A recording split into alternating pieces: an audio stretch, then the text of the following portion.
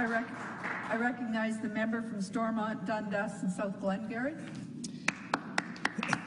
Thank you, Speaker, and I'm proud to rise today to speak to the motion to proclaim March 1st Professional Engineering Day, to recognize the fact that Ontario is home to professional engineers and engineering graduates who are highly skilled professionals and drivers of health and job creation, innovation and productivity in each of our province's most strategic sectors. On behalf of the residents of my riding, Stormont, Dundas and South Glengarry. Speaker, I am a proud professional engineer graduating from Queen's University as a member of Science 77. Holder of the grease pole record of 17 minutes, still intact today. When I chose to enter engineering at Queen's, I knew very little about the profession and the role of an engineer. I enjoyed math and science in high school, so engineering seemed to be a natural fit. My guidance teacher, Mr. McDougall, pointed out the area as an interest fit and the excellent job opportunities that engineering profession held at the time. At university, we received our basics in physics, math, and chemistry, but more importantly, the education was all about solving problems.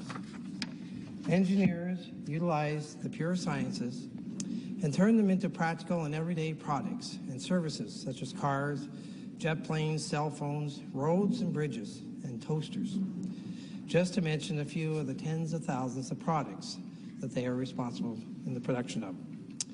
In addition to the many products engineers design and build, they are a natural problem solver. Their training at university and the real world revolves around problem solving, the art of breaking down a problem into its component parts and providing a solution. Our professors spent long hours highlighting the need and the method of creating diagrams to illustrate the forces that act on an object.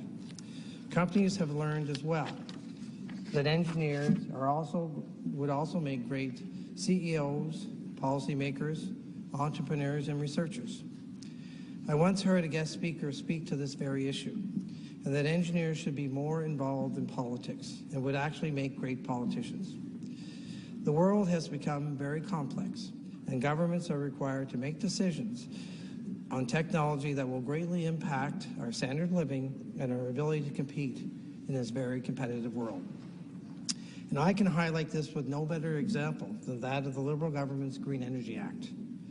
In 2011, the Association of Professional Engineers issued a report in their quarterly publication highlighting the problems with this act and how it did not consider the design of a grid and it would not achieve the desired outcomes, and possibly even causing the grid to fail.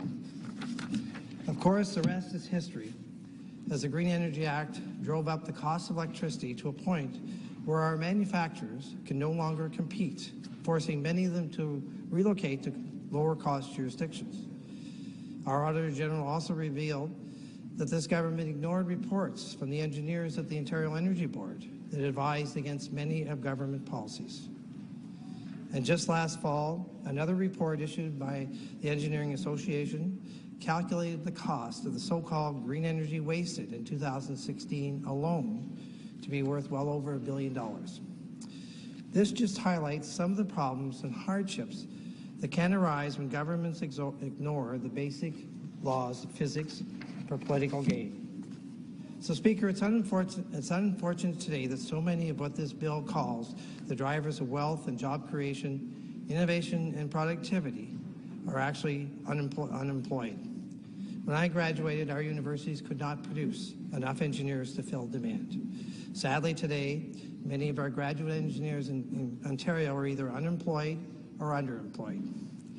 We need to get back to basing our government policy on practical science and make the tough decisions necessary to put our province back where it belongs as the economic engine of Canada and move it away from the have-not status that this government has put us into today. Thank you.